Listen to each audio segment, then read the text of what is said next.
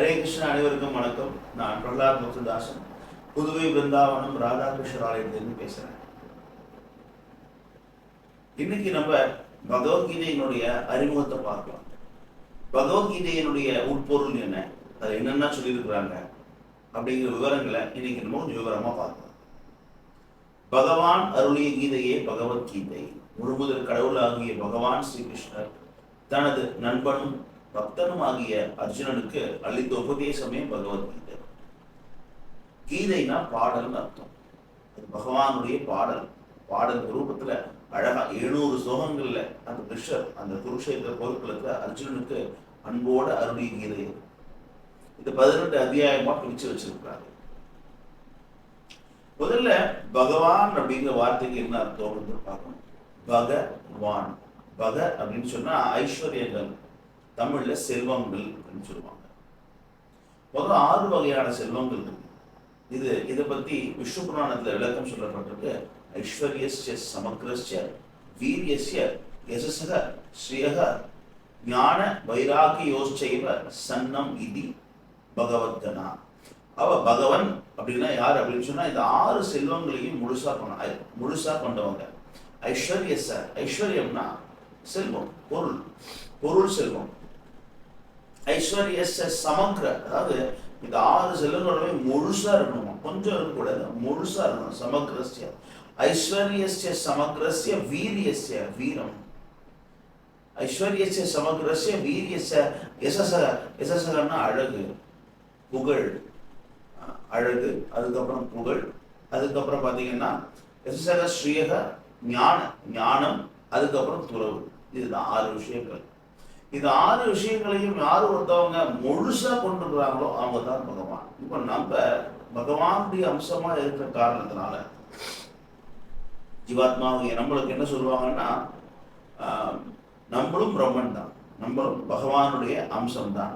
இப்போ அதனால அகம் பிரம்மாஸ்மின்னு சொல்லுவோம். அகம் பிரம்மாஸ்மின்னா என்ன, நான் பகவான் தான். அது மாற்றுக்கிறதே கிடையாது, அது யாரும் இல்லைன்னு சொல்லலை.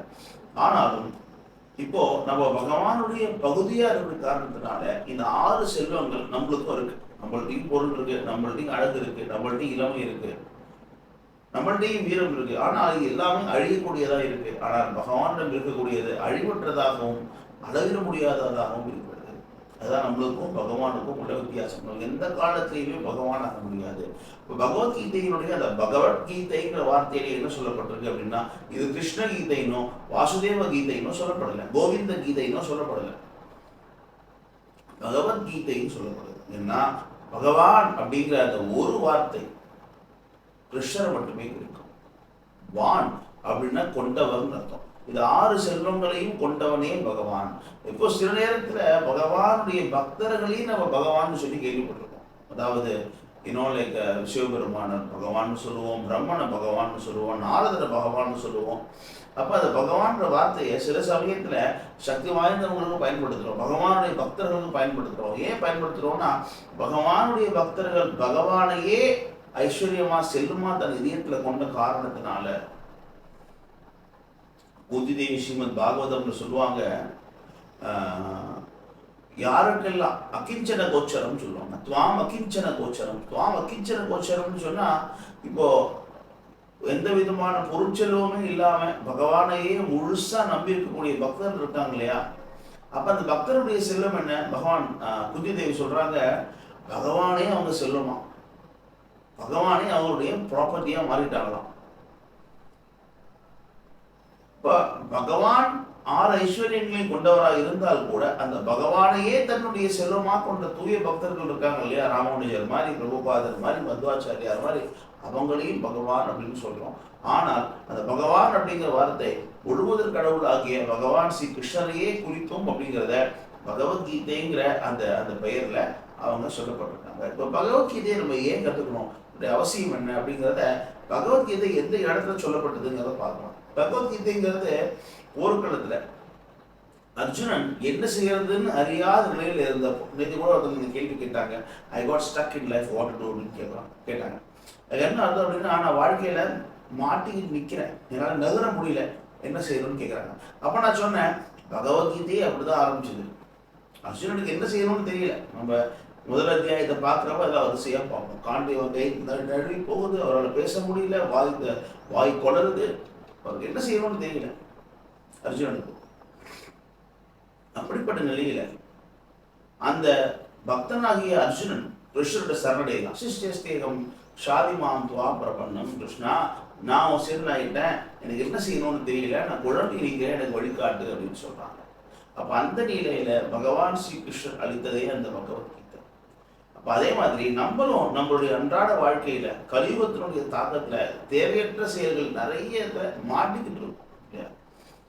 எதெல்லாம் முக்கியம் இல்லையோ அதெல்லாம் முக்கியமானதாகவும், எதெல்லாம் முக்கியமானதோ அதெல்லாம் முக்கியமற்றவையாகவும் கருதக்கூடிய இந்த மோசமான காலகட்டத்தில் நம்ம இருக்கிறோம். அப்ப நம்மளும் பல்வேறு தேவையற்ற செயல்களை பிடிக்குதோ பிடிக்கலையோ நிர்பந்திக்கப்பட்டு செய்யறோம். அவ அர்ஜுனன் மாதிரி நம்மளும் வழி அறியாது, திக்கறியாது திணறிக் கொண்டிருக்கிறோம். அதனாலதான் நம்மளுக்கு அவ்வளவு ஸ்ட்ரெஸ் வருது, அவ்வளவு பெயின் வருது, அவ்வளவு வலிகளையும் தாங்கி கொண்டு எந்திரம் போல நம்ம தன்னைத்தானே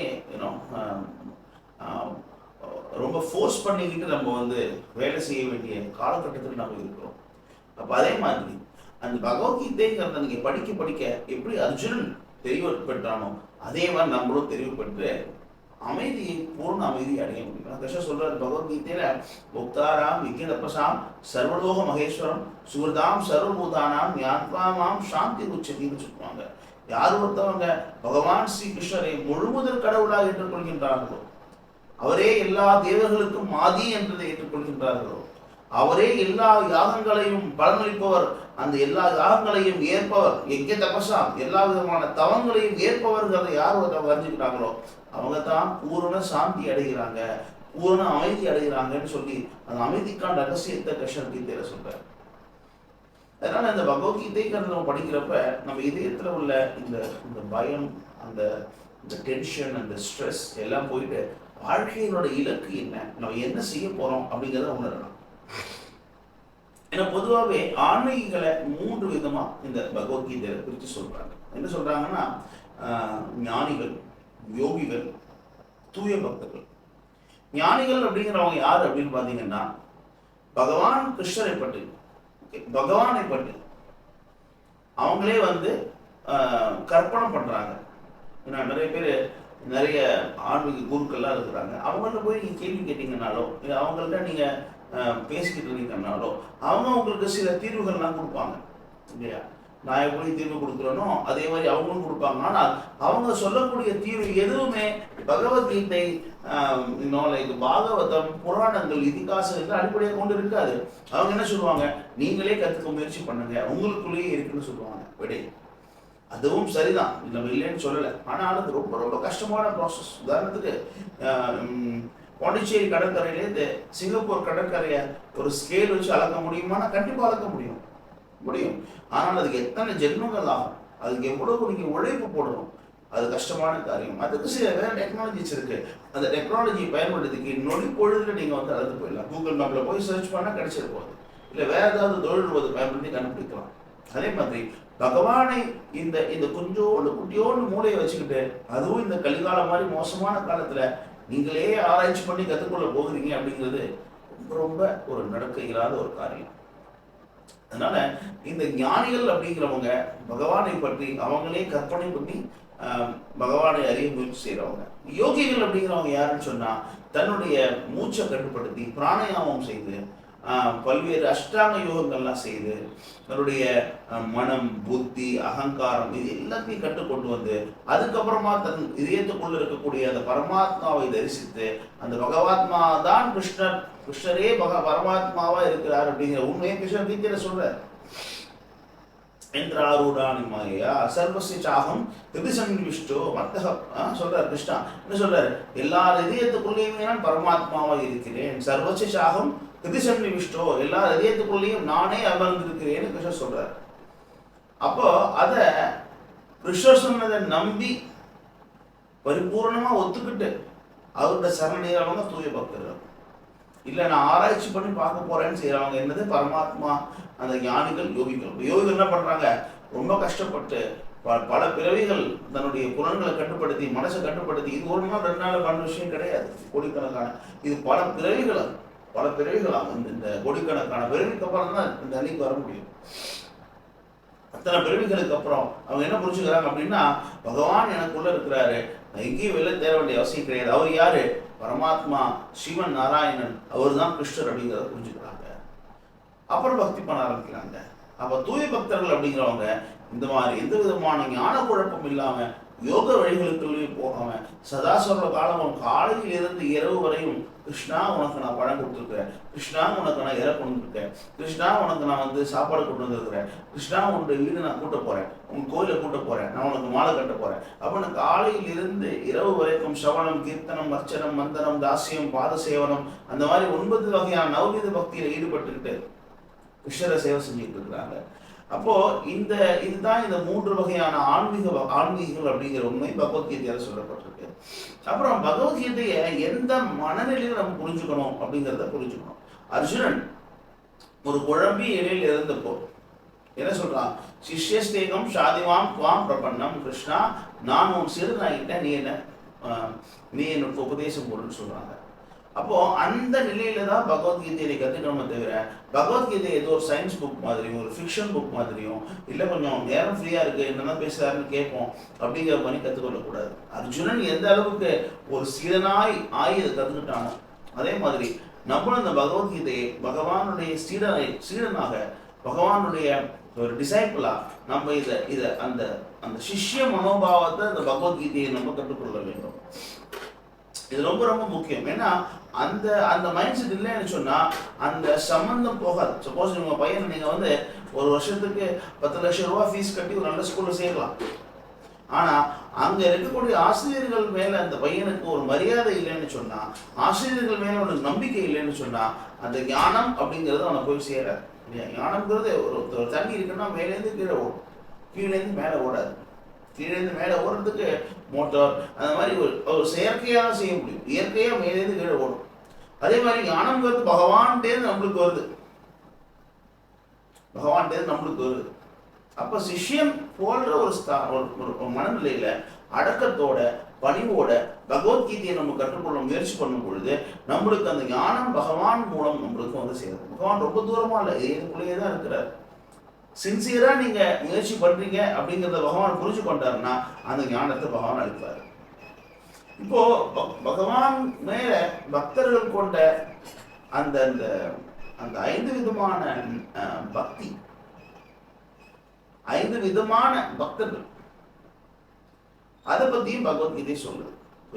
எந்த மாதிரி பகவான் கூட நம்ம தொடர்பு கொள்ளலாம், எந்த மாதிரி அந்த பாவத்தை எந்த விதமான அந்த அந்த அந்த தொடர்பை நம்ம பெற்றுக்கொள்ளலாம் அப்படின்னு அதையும் சொல்லுது. என்ன சொல்றாங்க அப்படின்னா சாந்த, தாசிய, சாக்கிய, வத்சல்ய, மாதுரியம், இந்த 5 விதமா பகவானோட உறவு கொள்ள முடியும். தாசிய அப்படின்னு சொன்னா பகவான் சாந்த, ஃபர்ஸ்ட் சாந்த, எல்லாத்துக்கும் கீழே சாந்த. சாந்தன்னு சொன்னா அதை வந்து நியூட்ரல்னு சொல்லுவாங்க இங்கிலீஷ்ல. நியூட்ரல் சாந்தமா அப்படியே இருக்கும், 2 நிலையா இருக்கும், நிறையா இருக்குது. அப்ப அந்த நிலையில இருக்கக்கூடிய பக்தி எப்படின்னு சொன்னா இந்த 4 குமாரர்கள் மாதிரி பகவான் மிகப்பெரியவர் தெரியும், பகவானே கிருஷ்ணர் தெரியும். இருந்தால் கூட அவரு கூட எனக்கு தனிப்பட்ட முறையில ஒரு அன்போ பாசமோ காதலோ இது எதுவும் எனக்கு கிடையாது. நான் அப்ரிஷியேட் பண்றேன், ரொம்ப பெரியவர்னு ஒத்துக்கிறேன், ஒரே எல்லாத்துக்கும் மூலம்னு ஒத்துக்கிறேன், எல்லாம் ஒத்துக்கிறேன். ஆனா அவர் மேல எனக்கு வந்து தனிப்பட்ட முறையில எனக்கு எதுவும் உணர்வு அப்படிங்கிறது எனக்கு கிடையாது. அதான் சாந்த ரசம். அதுக்கு அடுத்த நிலை பார்த்தீங்கன்னா தாசிய ரசம். பகவானுடைய தாசனா இருக்கிறது, பகவானை வந்து எல்லாமே ஒத்துக்கிட்டதுக்கு அப்புறம் தினமும் காலையிலிருந்து மாலை வரை பல்வேறுபட்ட சேவைகளை செய்யக்கூடிய தாசனா இருக்கிறது அடுத்த நிலை. அதற்கும் மேல ஒரு ஸ்டெப் போனீங்கன்னா அதுக்கு பேர் தான் சாக்கிய ரசம். பகவானை தன்னுடைய நண்பனா ஏத்துக்கிறது. நண்பன்னா ஈக்குவல் லெவல், தாசன்னா கீழே, நண்பன்னா ஈக்குவல், சமமான நிலை. அந்த சமநிலையில பகவானை பார்க்கக்கூடிய அந்த ஸ்தானத்துக்கு தான் தாசிய ரசம். அதையும் விட உயர்ந்தது என்னன்னு பார்த்தீங்கன்னா வாத்சல்ய ரசம். வாத்சல்ய ரசம்னா பகவானை தன்னுடைய இறைவனா பார்க்கறத விட்டுட்டு பகவான் தன்னை சார்ந்திருக்கக்கூடிய நிலையில என்னறது, அதாவது பகவானை தன்னுடைய குழந்தையா, பகவானை தன்னுடைய குழந்தையா பார்க்கக்கூடிய தன்மை. அதாவது கிருஷ்ணா எனக்கு இதை கொடுங்கன்னு கேட்கறதுக்கு பதிலாக கிருஷ்ணா உனக்கு என்ன வேணும், இன்னைக்கு என்ன சாப்பிட்றீங்க, இட்லி சாப்பிட்றீங்களா, தோசை சாப்பிட்றீங்களா, உங்களுக்கு என்ன நீங்க துளசி மாலை வேணுமா, இல்லை உங்களுக்கு இந்த பூ வேணுமா, அது வேணுமா அப்படின்னு பகவானை தன்னுடைய குழந்தை மாதிரி பார்க்க. அந்த நிலையில பகவானை தண்டிக்கிறது கூட உண்டு. யசோதை பார்த்தீங்கன்னா இந்த கிருஷ்ணரை குச்சி எடுத்து அடிக்க தொடர்ந்து ஓடுவாங்க. இது சம்பந்தமாக தான் ரகுபாதர் சொன்னாங்க, சில பகவானோட ஒன்றாய் இணைய ஆசைப்படக்கூடிய சில இந்த மாயாவாதிகள்னு சொல்லக்கூடிய அந்த ஆன்மீகிகள், அவங்கள பார்த்து பகவான் சொல்றாரு, ரகுபாத் சொல்றாங்க, நீங்க பகவானுடைய சமமாக முயற்சி பண்றீங்க இல்லையா, எல்லாம் என்ன ட்ரை பண்றாங்க, எல்லாம் பகவானா முயற்சி பண்றாங்க. சொல்றாங்க நீங்க பகவானோட சமமாக முயற்சி பண்றீங்க, ஆனால் இயல்பிலேயே தூய பக்தர்கள் பகவானை விட உயர்ந்த ஸ்தானத்துக்கு போயிடுறாங்க அப்படின்னு யசோதையை காண்கிறார். பகவானை விட உயர்வையாக ஆக முடியாது, ஆனால் பகவான் அந்த பக்தர்கள் மீது கொண்ட அதீத அன்பின் காரணத்தினால பக்தர்களை, தூய பக்தர்களை தன்னை விட மேலே வச்சு அழகு பார்க்கிறார். உதாரணத்துக்கு ராமாயணத்துல பாத்தீங்கன்னா அந்த ராமர் வந்து அந்த கரையிலிருந்து, அதாவது ஸ்ரீலங்காலிருந்து இந்த இந்த இந்தியாவுக்குள்ள, அதாவது சப்போஸ் இப்போ இந்தியா ஸ்ரீலங்காலாம் கிடையாது, நான் இப்போ புரிதலுக்கு சொல்றேன், ஸ்ரீலங்காலேருந்து இந்த இந்தியா அந்த ராமேஸ்வரம் அந்த பகுதிக்கு அந்த கடலை கடக்கிறதுக்கு எப்படி கடந்து வந்தார், ஹனுமனுடைய தோல் ஏறி வந்தார். அப்ப நம்ம என்ன புரிஞ்சுக்கிறோம்னா, எனக்கு கடக்க தெரியாதுப்பா, எனக்கு பறக்க தெரியாது, உனக்கு பறக்க தெரியும்ல, என்னை ஏற்றி அந்த பக்கம் கொண்டு போய் விடு அப்படின்னு சொல்லிட்டு தன்னை கீழே குறைச்சு தன்னுடைய ஸ்தானத்தை கீழே குறைச்சிக்கிட்டு ஹனுமனுடைய ஸ்தானத்தை மேலே தூக்கி கொடுக்குறாரு. அதுதான் பகவானுடைய நிலை. பகவான் எப்பவுமே தன்னுடைய தூய பக்தர்களை கிருஷ்ணர் வந்து மேலே ஏற்றி கொடுக்க ஆசைப்படுறாரு, உயர்வுல வச்சு பார்க்கிறாரு. அப்ப இயல்பாவே பகவானை குழந்தையா பார்க்கக்கூடிய தன்மைங்கிறது வாத்சல்ய ரசம். அதற்கு மேலே உள்ளது மாதுரிய ரசம். ராதை மாதிரி, கோபியர்கள் மாதிரி, லலிதா விஷாக்கா போன்ற கோபியர்கள் மாதிரி பகவானை தன்னுடைய காதலனாக பார்க்கக்கூடிய தன்மை மாதுரி. அந்த லெவல்ல பாத்தீங்கன்னா பகவானுக்கும் அந்த அவருடைய காதலிகளுக்கும் எந்த வித்தியாசமுமே கிடையாது. ராதா கிருஷ்ணா ஏகதனம், அதே ஈக்குவல், சமம், ஒன்று. ராதாவும் கிருஷ்ணர் ஒன்று, ராதா வேற கிருஷ்ணர் வேற கிடையாது. அது மாதுரிய ரசம். அந்த மாதிரி 5 வகையால் நம்ம பகவான் கூட தொடர்பு கொள்ளக்கூடிய முறை பற்றி இந்த பகவத்கீதையில சொல்லப்பட்டிருக்கு. அதுக்கப்புறம் என்ன புரிஞ்சுக்கணும்னு சொன்னீங்கன்னா, அர்ஜுனன் வந்து பகவத்கீதையில எல்லாம் கேட்டதுக்கு அப்புறம் அவன் என்ன புரிஞ்சுக்கிட்டா அப்படிங்கிறத ரொம்ப ரொம்ப முக்கியமான சுகம் அது. இது பாத்தீங்கன்னா இது பகவத்கீதை அத்தியாயம் 10. அத்தியாயம் 10ல, அதாவது அந்த பகவத்கீதையினுடைய மொத்தம் 18 அத்தியாயங்கள் இருக்கு. அது சொல்லி முடிச்சிடுறேன். மொத்தம் 18 அத்தியாயம் இருக்கு. இந்த 18 அத்தியாயத்துல 700 ஸ்லோகங்கள் இருக்கு. அதுல திருதராஷ்டிரன் ஒரு ஸ்லோகத்தை சொல்லியிருக்கிறாரு, முதல் ஸ்லோகம். சஞ்சயன் 41 ஸ்லோகம் சொல்லியிருக்கிறாரு.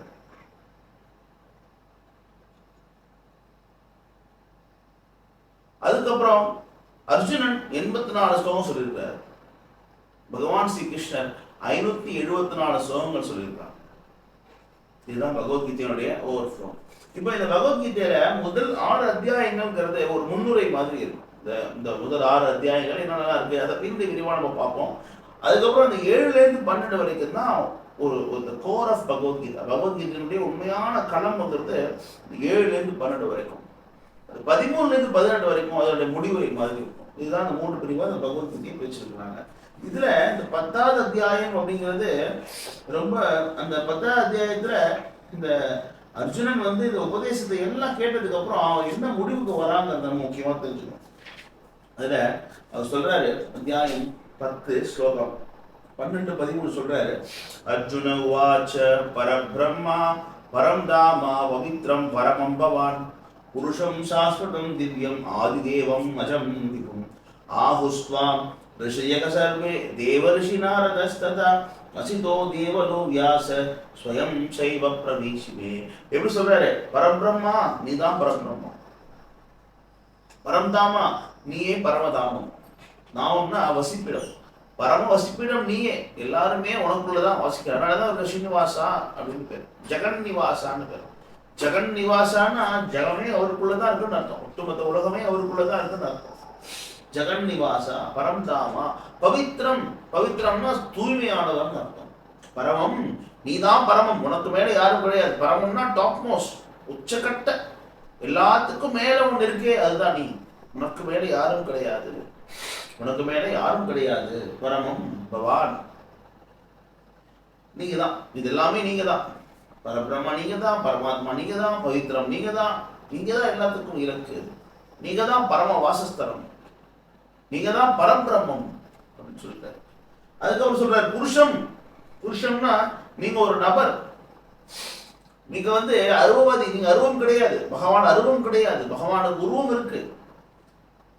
இன்னொரு விஷயத்துக்கு புருஷம்னா எல்லாரும் உங்களுக்கு தான் சேவை செய்யறாங்க. புருஷன், புருஷன் தமிழ் சொல்லுவோம் இல்லையா, புருஷன்னா அனுபவிக்கிறவன் அர்த்தம். மனைவி சேவை செய்வாங்க, கணவன் அனுபவிப்பாங்க. அதே மாதிரி நம்ம எல்லாம் சேவை செஞ்சு அனுபவிக்கிறார். ஒரு உலகத்துல ஒரு புருஷன் தான் இருக்கிறான், அவன் கிருஷ்ணன். நம்ம எல்லாருமே அவருக்கு சேவை செய்ய தான் கணக்கு கொண்டிருக்கோம். புருஷம் சாஸ்வதம். சாஸ்வதம் அப்படிங்கிற வார்த்தைக்கு என்ன அர்த்தம்னா நித்தியமானவர், எப்பவுமே இருக்கிறவர், நிலையா இருக்கிறவர், நிரந்தரமா இருக்கிறவர், அழிவற்றவர் அர்த்தம். சாஸ்வதம். திவ்யம். திவ்யம்னா ஆன்மீகமானவர். பௌதீகம் உங்களை தொட முடியாது, அழுக்கற்றவர், தூய்மையானவர். அவ்வளோ அர்த்தங்கள் அந்த திவ்யம்ங்கிற வார்த்தையில இருக்கும். 3 குணங்கள் உங்களை தாக்காது, குணங்களுக்கு அப்பாற்பட்டவர் நீங்கள். நிர்குண பிரம்மான்னு சொல்லுவாங்க. நிர்குண பிரம்மான்னா சில பேர் சொல்லுவாங்க, நினைச்சுக்குவாங்க நிர்குண பிரம்மான்னா பகவானுக்கு குணங்களே கிடையாது, உணர்ச்சியற்றவர், அன்பற்றவர், காதலற்றவர், அவருக்கு ஒண்ணுமே உணர்ச்சியே கிடையாது, ஜடம் நடக்கும். அப்படி கிடையாது. நிர்குணம்னு சொன்னா அவருக்கு பௌதிக குணங்கள் கிடையாது, நம்மள மாதிரி அழியக்கூடிய உடல் கிடையாது. சத்த ரஜோ தமோங்கிற மாதிரி 3 குணங்களுக்கு உள்ள அவர் சிக்கிக்கொண்ட ஒரு ஆத்மா கிடையாது. அதுதான் அதனுடைய அர்த்தம். அதுக்கப்புறம் என்ன சொல்றாங்க, ஆதிதேவம், எல்லா தேவர்களுக்கும் நீதான் ஆதி. சிவன், பிரம்மா போன்ற எல்லா தேவர்கள் 33 கோடி தேவர்களும் உனக்கு கீழதான் இருக்கிறாங்க. எல்லா தேவர்களுடைய சேவைகளையும் அனுபவிப்பவர் நீயே. ஆதிதேவம். அஜம். அஜம்னா ஜான்னா ஜென்மா, பிறப்பு. ஆஜம் அப்படின்னு சொன்னா பிறப்பற்றவன், உனக்கு பிறப்பு கிடையாது. அஜம். விபு. விபுன்னா மகிமை பொருந்தியவர், மிகப்பெரியவர். விபு.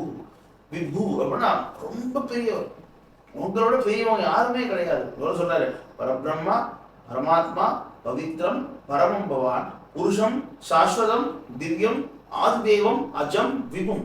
10 விஷயங்கள் சொல்றாரு ஒரே ஸ்லோகத்துல. சொல்லிட்டு அடுத்து என்ன சொல்றாருன்னா முக்கியம். ஆஹுஸ்துவாம். ஆஹுஸ்துவாம் அப்படின்னு சொன்னா, ஆகுன்னா சொல்றாங்க. யார் சொல்றாங்க? இதெல்லாம் யார் சொன்னது? ஆஹுஸ்துவாம். துவாம்னா உங்களை பத்தி சொல்றாங்க. யார் சொல்றா? தேவரிஷி நாரதா. தேவரிஷி நாரதா சொல்றாரு. அசித்தர் சொல்றாரு. அசிதோ தேவலோ வியாசகா. அசித்தர் சொல்றாரு, தேவர் சொல்றாரு, வியாசர் சொல்றாரு. இவ்வளவு பேர் சொன்னது மட்டும் இல்ல, ஸ்வயம் சைவ பிரவீஷிமே, இவ்வளவு பேர் சொன்னதுக்கு அப்புறம் நீங்களுமே என்கிட்ட சொல்றீங்க, நீங்க தான் பிரம்மம், நீங்க தான் பரபிரம்மம் அப்படி உண்மையை நீங்களும் சொல்றீங்க. அந்த அந்த முனிவர்கள், அந்த பெரிய பக்தர்கள் சொல்றது மட்டும் இல்லாம நீங்களும் சொன்னீங்க. இப்ப இந்த வழியை நான் புரிஞ்சுக்கிறேன். அப்போ எந்த விதமான உண்மையுமே நாம புரிஞ்சுக்கிறதுக்கு 3 வழிகள் இருக்கு. ஒண்ணு சாது, சாஸ்திரா, குருன்னு சொல்லுவாங்க. ஒரு விஷயம் சரியா தப்பா, செய்யணுமா செய்யக்கூடாதா தெரிஞ்சுக்கணும்னா 3 வழி போகணும். சாதுக்கள்கிட்ட போகணும், சாஸ்திரம், சாஸ்திரத்துக்கிட்ட போகணும், அதுக்கப்புறம் குருக்கிட்ட போகணும். இப்போ இந்த மாதிரி பகவத்கீதையை படிச்சு புரிஞ்சுக்கலாம் இது சரியா தப்பான்னு. இல்லைன்னா பக்தர்கள்ட்ட போய் கேட்டு தெரிஞ்சுக்கலாம். சாதுக்கள், பகவானுக்கு சேவை செய்யக்கூடிய பக்தர்கள் இருக்காங்க இல்லையா, அவங்கள்ட்ட போய் கேட்டு தெரிஞ்சுக்கலாம்.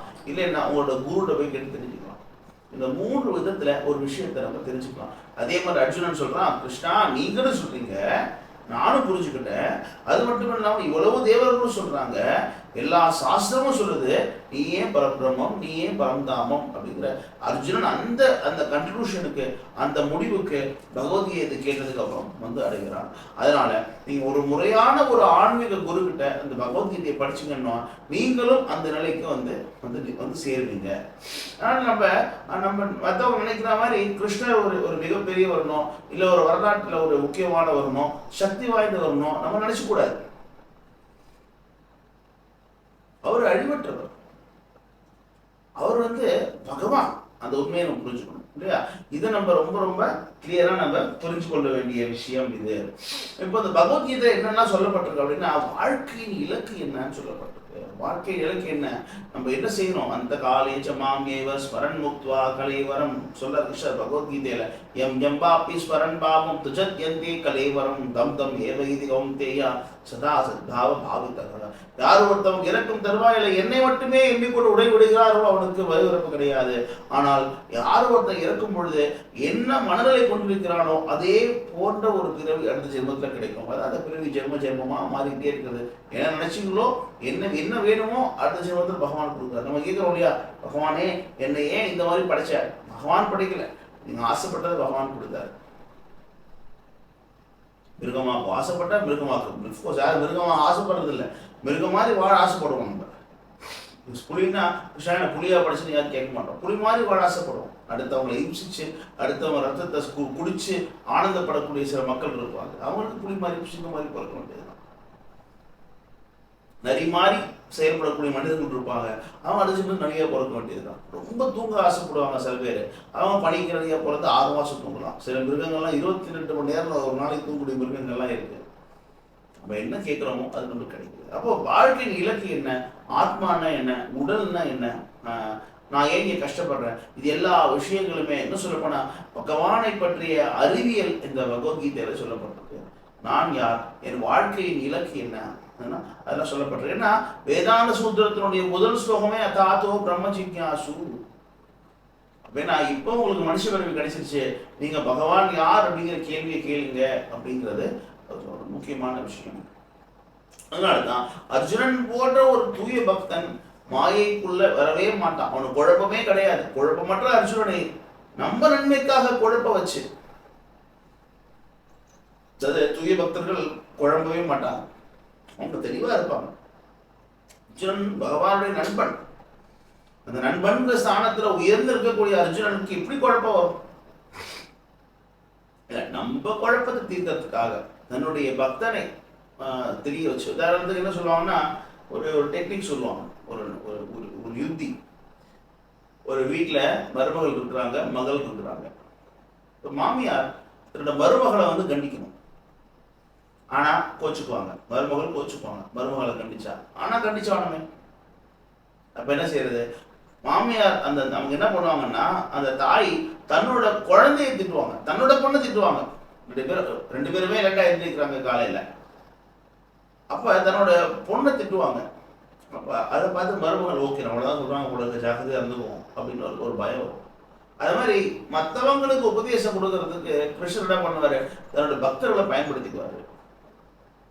கிருஷ்ணன் தன்னுடைய பக்தன் அர்ஜுனனை குழப்ப வச்சு நம்மளுடைய அறியாமையை போக்குகிறாரு. அதனால இது இந்த போர்க்களத்துல பேசக்கூடிய உன்னதமான இந்த ஞானம் நம்மளுடைய அழுக்குகளையும் நம்மளுடைய குழப்பங்களையும் தீர்க்கிற அளவுக்கு சக்தி வாய்ந்த ஒண்ணா இருக்குங்கிறத பார்க்கிறோம். அப்புறம் பகவத்கீதையில முக்கியமான விஷயம் என்ன அப்படின்னா, இதுல ஒரு 5 விஷயங்களை பத்தி பேசுறாங்க. பகவத்கீதைனாலே ஒரு 5 பிடிச்சிருக்கோம். பகவத்கீதையுடைய உண்மையான ஒரு முக்கியமான ஒரு கூறுகள் என்னென்ன அவர் பார்த்தீங்கன்னா, ஃபர்ஸ்ட் பகவான் யாரு? ஈஸ்வரன். ஈஸ்வரன்னா சர்வ கட்டுப்பாளன் அர்த்தம். சர்வ கட்டுப்பாளன் ஈஸ்வரன். யாரு பகவான் அப்படிங்கிறது முதல்ல. அடுத்து அதுக்கப்புறம் ஜீவான்னா ஜீவர்கள், உயிர்வாழிகள்னா யார்? நம்ம யார்? பகவான் யார் ஃபர்ஸ்ட், ரெண்டாவது நம்ம யாரு, அதுக்கப்புறம் இயற்கைன்னா என்ன, ஜட இயற்கைன்னா என்ன, அதை பத்தி சொல்லப்பட்டிருக்கு. அதுக்கப்புறம் என்ன சொல்றாங்க அப்படின்னா, காலம்னா என்ன, கர்மம்னா என்ன, 5 விஷயம் சொல்லப்பட்டிருக்கு. பகவானுடைய நிலை ரொம்ப உயர்ந்தது, அவருக்கு என்ன யாருமே கிடையாது. பிரம்மம், பரபிரம்மம், நம்மளும் பிரம்மம், ஆனா ரொம்ப சின்னவங்க. எப்படி சொல்றது அப்படின்னா, ஒரு நெருப்போட துகள் ரெண்டும் ஒரே குணங்கள் கொண்டு இருக்கும். ஆனால் நெருப்பு அளவற்றது, நெருப்போட துகள் அந்த பொறி அளவுக்கு உட்பட்டது. அந்த பொறி நெருப்போடு இருக்கிற வரைக்கும் அதுவும் நெருப்பாய் கருதப்படும். ஆனா பொறி நெருப்போட்டு பிரிஞ்சு வந்துச்சுன்னா அது யாரும் மதிக்க மாட்டாங்க, அது யாரும் முக்கியத்துவமா எடுத்துக்கொள்ளவே மாட்டாங்க. ஒரு நெருப்பு பொறி பெரிய நெருப்போடு இருந்துச்சுன்னா நெருப்பு வந்து பயப்படுவாங்க. ஐயோ சின்ன பொறி வந்துருச்சு, என் மேல பட்டுச்சுன்னா அது ஒட்டுமொத்த நெருப்பு என் மேல வந்துருவேன்னு பயப்படுவாங்க. இல்லை கிச்சன்ல ஒரு சின்னதாக ஒரு பொறி மேலே படுதுன்னா அது யாரும் பெருசாக எடுத்துக்கொள்ள மாட்டாங்க. ஏன்னா ஒரு மிஞ்சி போனால் உங்களோட ஆடையில் ஒரு சின்ன ஓட்டையை போடும், அவ்வளோதான். மற்றபடி யாரும் பயப்பட போகிறது கிடையாது. அதே மாதிரி கடலுடைய கடலுடைய தன்மை, கடலுடைய ஒரு சொட்டு தண்ணீருடைய தன்மை இரண்டும் ஒன்று தான். அதே அளவு சோடியம், குளோரின், ஹைட்ரஜன், ஆக்சிஜன் எல்லாம் அதே அளவு தான் இருக்கும். ஆனால் அதனுடைய அளவு வேற. ஒரு கடலால் சுனாமி உருவாக்க முடியும், கடல் சொட்டுனால ஆக்க முடியாது. அதே மாதிரி நம்மளுக்கு பகவான்கிட்ட உள்ள குணாதிசயங்கள் எல்லாமே நம்மளுக்குள்ள இருந்த பொழுதிலும் பகவான் ஆக முடியாது. அதுதான் ஜீவாத்மாவுக்கும் பரமாத்மாவுக்கும் உள்ள வித்தியாசம், பகவானுக்கும் மற்ற ஜீவர்களுக்கும் உள்ள வித்தியாசம் அப்படிங்கிறத பகவத்கீதையில கிருஷ்ணர் அழகா விளக்குறாங்க. அதுக்கப்புறம் நம்ம இருக்கக்கூடிய அந்த இயற்கை, ஜட இயற்கை, பௌதிக இயற்கை, யூனிவர்சல் பவர் சொல்றாங்க, யூனிவர்சல் பவர், அதை பத்தி சொல்லப்பட்டிருக்கு பகவத்கீதையில. ஜடசக்தி எவ்வளவு பெருசு. மயாதக்ஷேன பிரகிருதி சுயதே சராச்சரம் கேதுனானேன கௌந்தேயா ஜெகத் விபரிவர்த்ததே. பகவான் சொல்றார், இந்த ஒட்டுமொத்த இயற்கையும் என்னுடைய கட்டுப்பாட்டு கீழே இயங்குதுங்கிறார். மயாதக்ஷேன பிரகிருதி, இந்த இயற்கை என்னோட கட்டுப்பாட்டுல இருக்கு. சில பேர் யூனிவர்சல் பவர் இருக்கிறாங்க. யூனிவர்சல் பவர் ஓகே, அந்த பவர் யார் கட்டுப்பாட்டுல இயங்குது? சூரியன் எப்படி தானா உதிக்குது, நம்ம அலாரம் வைக்கிறோம், தூங்கிடுறோம். ஆனால் எப்படி சூரியன் தினமும் படுது, எப்படி மறையுது இல்லையா? எப்படி எல்லா கிரகங்களும் அப்படி மிதந்துகிட்டு இருக்கு வானத்துல, கடல் அலைகள் நின்றுகிட்டு இருக்கு. கொஞ்சம் வேகமா வந்துச்சுன்னா பாண்டிச்சேரி காலி, சென்னைக்குள்ள தண்ணி வந்துடும். கொஞ்சம் எல்லாமே ஒரு கட்டுப்பாட்டு இருக்கு. யார் அந்த கட்டுப்பாடு? தட்சிணம். அப்ப ஜட இயற்கைக்கு 3 குணங்கள் இருக்கு. சத்வ குணம், ரஜோ குணம், தமோ குணம். அந்த குணங்களை பற்றி பகவத்கீதைக்கு விளக்கப்பட்டிருக்கு. அதுக்கப்புறம் காலம்னா என்ன, காலம் எப்படி, பிரம்மாவோட ஆயுட்காலம் என்ன, எத்தனை வருஷம் பிரம்மா வாழ்றாங்க, மனுவோட ஆயுட்காலம் யாரு, மனுன்னா யாரு, அவன் ஆயுட்காலம் என்ன. ஒவ்வொரு கிரகத்திலையும் காலங்கள் வேற. உதாரணத்துக்கு நம்மளுக்கு 6 மாசம் வந்து தேவர்களுக்கு ஒரே நாள், அதனாலதான் உத்தராயணம் தட்சிணாயணம் சொல்லுவாங்க. நம்மளுக்கு ஒரு 6 மாசம் அவருக்கு ஒரே நாள். பிரம்மலோகத்தோட நாள் வேற, தேவலோகத்தோட நாள் வேற, நம்மளுக்குள்ள நாள் வேற.